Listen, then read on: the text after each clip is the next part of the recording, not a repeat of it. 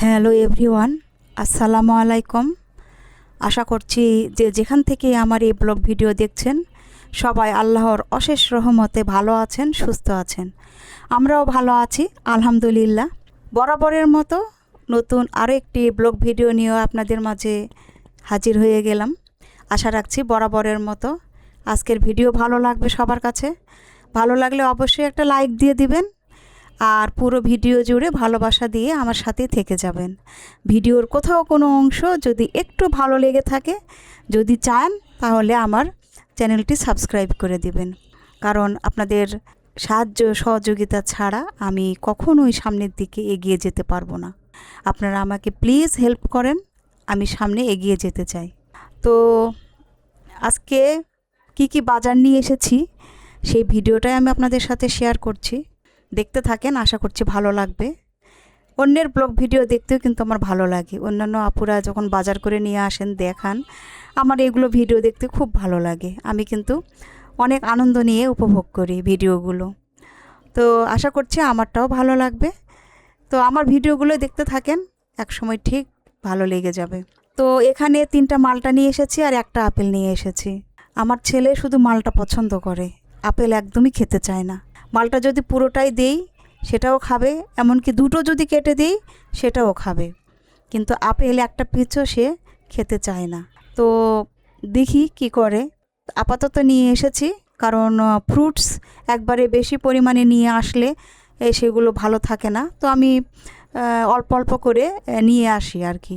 তো এই বাজারগুলো কিন্তু আমি নিজে হাতে করেছি, আর বরাবরই বাজার আমি করে থাকি, আপনাদের ভাইয়া করে না।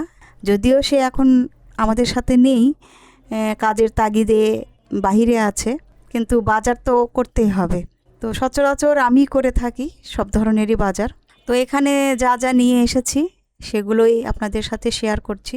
আর ডিম আমার সব সময় বেশি পরিমাণেই লাগে, সকাল সন্ধ্যা, মানে সব সময় ডিম খুব বেশি পরিমাণে লাগে। সকালে নাস্তাতেও ডিম লাগে, সন্ধ্যার নাস্তাতেও ডিম লাগে, আবার অন্য সময় তো লাগে। তো এখন যেহেতু রমজান মাস, এখন সন্ধ্যার নাস্তা বলতে তো ইফতারে ডিম চপ বানাই, সেখানে ডিম লাগে।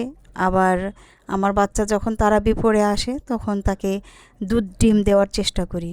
প্রতিদিনই এই দুধ ডিম রাখার চেষ্টা করি সব সময় আর কি। তো এই যে ডিমগুলো সাইড করে রেখে দিলাম। আর এখন হালকা একটু গরম, এজন্য মানে গরমের একটা ভাব চলে এসেছে, এজন্য 2 ডজন ডিমই শুধু নিয়ে এসেছি। তা না হলে বেশিরভাগই আমি 3 ডজন 4 ডজন এমনকি 5 ডজন ডিমও নিয়ে আসি। আর এখন রোজার সময় সব খাবার দাবারই একটু একটু ফ্রিজে থেকে যায়, ডিম রাখার জায়গাটাও ঠিক সেরকম নেই, কারণ রাখা যায় না ওভাবে। ফ্রিজে আর কতগুলোই রাখবো বা বাইরে কিভাবে রাখবো, যেহেতু গরম পড়ে যাচ্ছে। এই জন্য 2 ডজন ডিমই নিয়ে এসেছি। আর সবই যেহেতু কিছু কিছু খাবার যেহেতু আমি ফ্রোজেন করেছি, সেগুলো বক্সে করে রেখেছি, এজন্য শুধু 1 লিটার দুধ নিয়ে এসেছি, মানে হাফ লিটার করে।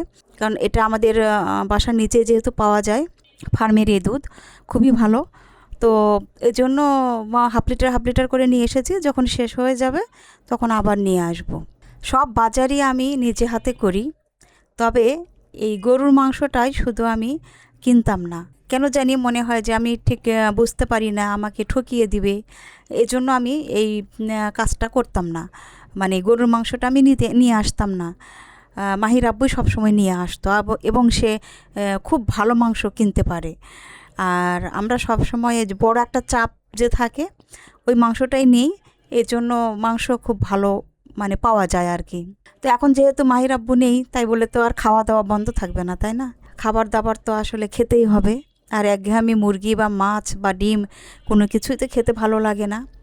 একটু গরুর মাংস হলে আসলে ভালো হয়, সবাই পছন্দ করে। তো এই আর কি, ছেলের কথা চিন্তা করে, নিজের কথা চিন্তা করে নিয়ে আসলাম একবারে। মোটামুটি অনেকগুলো মাংসই নিয়ে এসেছি, আর সেগুলো সুন্দর করে ভাগ করে রেখে দিচ্ছি। গরুর মাংসের যে এত পরিমাণে দাম বেড়ে গিয়েছে, আসলে চিন্তারও বাইরে। আমি 780 টাকা করে নিয়ে এসেছি। আগে তাও নিয়ে আসতো মাহির আব্বু 750, কিন্তু এখন মানে এক্সেস পর্যায়ে চলে গিয়েছে। 750 800, পারলে মনে হয় 1000 টাকা কেজি রেখে দেয়, এরকম একটা অবস্থা। তো আর কি করার, খেতে যখন হবে তখন তো আনতেই হবে, তাই না? তো এরকম ছোট ছোট পুটলি করে রাখছি। আর যেটা রান্না করব সেটা আমি একটা যে ছোট বাটির মধ্যে রেখে দিয়েছি।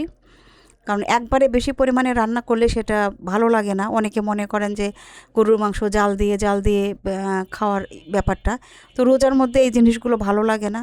তো ভাবলাম যে এভাবেই রেখে দিই অল্প অল্প করে। আর যখন শেষ হয়ে যাবে, গরুর মাংস শেষ হয়ে গেল, তখন হয়তো মুরগি রান্না করলাম বা মাছ রান্না করলাম, আবার গরুর মাংস রান্না করলাম, এভাবে। একঘেয়েমি একই খাবার খেতে ভালো লাগে না। আর গরুর মাংস যখন নিয়ে এসেছি তখন ভাবলাম যে এ, একটু এখান থেকেই, এই যে পোটলার মধ্যে যেগুলো রেখেছি এখান থেকে একটু মাংস বের করে নিলাম হালিম রান্না করার জন্য। কারণ রোজার মধ্যে তো হালিমটা আসলে অনেক বেশি পরিমাণে খাওয়া হতো। কারণ মাহির আব্বুর মানে হালিম ছাড়া ইফতার একদমই হয় না। আর যেহেতু এখন সে নেই, এখন আমরা বাইরে থেকে আর ওইভাবে নিয়ে আসি না, নিজেরাই রান্না করে খাই। তো ভাবলাম যে মুরগির মাংস দিয়ে হালিম আসলে ভালোও লাগে না আমার কাছে। তো এই জন্য গরুর মাংস একটু একটু করে পুটলির থেকে বের করে নিলাম, নিয়ে আর একটা পুটলি বানালাম ওটা হালিমের জন্য। তো হালিম নিয়ে এসে হালিম আবার রান্না করে খাওয়া হবে। আর গরুর মাংসের হালিমটা আসলে খেতে অনেক মজা। আর রোজার মধ্যে বিভিন্ন রকমের খাবার আমরা সবসময় ট্রাই করে থাকি। একঘেয়েমি শুধু ভাজা পোড়া এটা ভালো লাগে না। তো এবার এভাবেই খেতে হবে, কারণ যেহেতু মায়ের আব্বু নেই। কারণ মায়ের আব্বু যখন ছিল তখন বিভিন্ন রকমের খাবার নিয়ে আসতো। বলা যায় যে বাহির থেকেই বেশি পরিমাণে খাবার নিয়ে আসতো। আমি যদিও বানাতাম বাসায়, তবুও মানে সে বাহির থেকে আর কি নিয়ে আসতো অনেক পদের খাবার। তো সেগুলো আসলে অনেক মিস করি। তো জীবনের তাগিদে তো আসলে বাইরে থাকা কিছুই করার নেই, জীবন তো চলবে জীবনের নিয়মে। তো সব কিছুই ঠিকঠাক করে ফ্রিজে রেখে দিলাম। আর মানে কাজকর্ম আমি সকালে না করেই একদম বাজারে গিয়েছি, যে যাতে ভালো মাংসটা পাওয়া যায় এই জন্য। আর রোজার মধ্যে তো আসলে ঘুম থেকে একটু লেট করেই ওঠা হয়, এই জন্য আর কি। তো এই যে রান্নাঘরের যে কী অবস্থা সেটাই আমি আপনাদের সাথে একটু শেয়ার করছি। আমারও কোনো হেল্পিং হ্যান্ড নেই, আমি হেল্পিং হ্যান্ড রাখি না, নিজেই কাজ করি যতটুকু যা পারি। তবে চেষ্টা করি সবসময় পরিষ্কার পরিচ্ছন্ন রাখার। তবে এটা শরীরের উপর নির্ভর করে, কাজের চাপের উপর নির্ভর করে। অনেক সময় তো মানে বেশিরভাগ টাইমে আমাকে বাচ্চার সাথে বাইরে যেতে হয়, কোচিংয়ে যাই, স্কুলে যাই। তো যেহেতু বারবার বাইরে যদি যাওয়া হয় তাহলে কিন্তু সংসারে এতটা যত্ন নেওয়া যায় না সংসারের, তাই না? তো এই আর কি, আপনাদের সাথে সামান্য একটু শেয়ার করছি। ভালো লাগলে পাশেই থাকবেন। আজ এ পর্যন্তই। আল্লাহ হাফেজ।